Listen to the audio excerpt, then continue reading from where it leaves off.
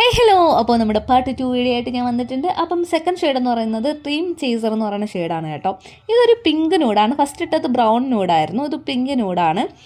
ഞാൻ ഇതുവരെ വിചാരിച്ചിരുന്നത് എനിക്ക് പിങ്ക് ഷെയ്ഡൊന്നും ചേരത്തില്ലെന്ന്, പക്ഷേ ഈ ഒരു ലിപ്സ്റ്റിക്ക് അത് തെറ്റാണെന്ന് പ്രൂവ് ചെയ്തിരുന്നു. ഞാൻ ലിപ് ലൈനർ കാര്യങ്ങളൊന്നും യൂസ് ചെയ്താണ് ട്രൈ ചെയ്ത് നോക്കിയത്. എന്ത് നാച്ചുറൽ ആണെന്ന് നോക്കി എനിക്ക് എന്തായാലും ഭയങ്കരമായിട്ട് ഇഷ്ടമായി. ഇനി എന്തായാലും ഞാൻ പിങ്ക് കളർ ചൂസ് ചെയ്യും കേട്ടോ.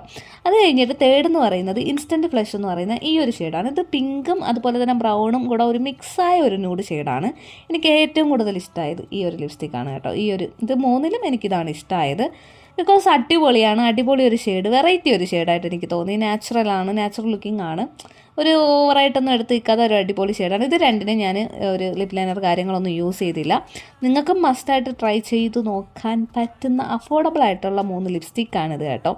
അപ്പം ഇത് ലോങ് ലാസ്റ്റ് ചെയ്യത്തില്ല. അപ്പോൾ ലോങ് ലാസ്റ്റ് എക്സ്പെക്റ്റ് ചെയ്യുന്നവർ ഇത് മേടിക്കാതിരിക്കുക. അപ്പോൾ അത്രയോട് ബൈ ബൈ.